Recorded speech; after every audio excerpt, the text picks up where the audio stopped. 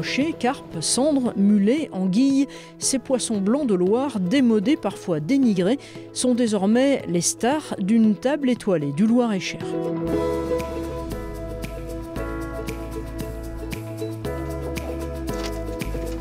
Chaque matin, Christophe Hay, jeune chef étoilé, ça va et toi ? Débarque sur les bords de Loire. À 1 kilomètre de sa cuisine, il vient acheter la pêche du jour de Sylvain, un professionnel, son unique fournisseur. Ces deux amoureux de Loire et de produits bio travaillent ensemble depuis 3 ans. On ne peut plus prélever, vendre des poissons à rien et il faut faire attention, donner de la valeur aux poissons, travailler toutes les espèces. On a la même façon de voir les choses, la même façon de respecter le milieu, on respecte le produit, on est sur la même longueur d'onde. Ces anguilles seront dans les assiettes pour le déjeuner.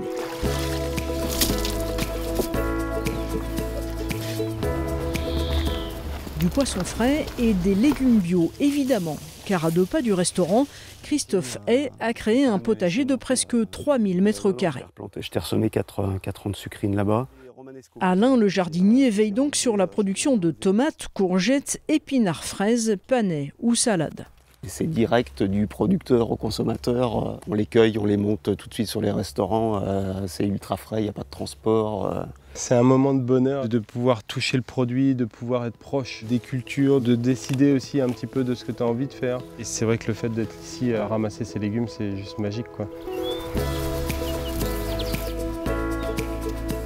La récolte du jour est en cuisine moins d'1 quart d'heure après la cueillette.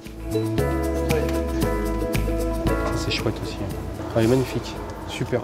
Entre Blois et Chambord, l'ascension de Christophe Hay est spectaculaire. Dans la rue principale de Montlivaud, il possède désormais 2 établissements. Côté bistrot, ambiance décontractée, un menu à moins de 30 €, les produits bio n'ont pas parcouru plus de 40 km.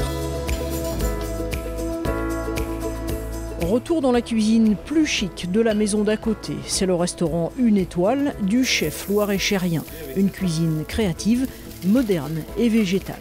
Sur la Loire, on a un poisson qui vit, qui est sur les galets, sur le sable. On a des anguilles qui sont très peu grasses.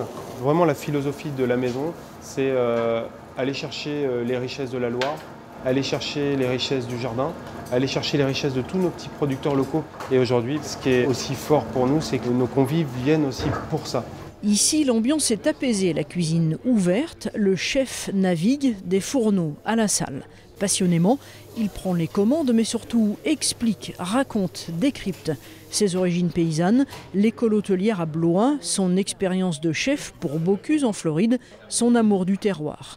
Un moment d'exception pour les amateurs de très bons produits.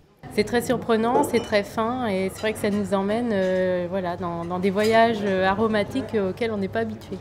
Défendre aussi les grands produits de la région, je pense que ça peut aider à faire briller la région auprès des touristes et c'est assez intéressant.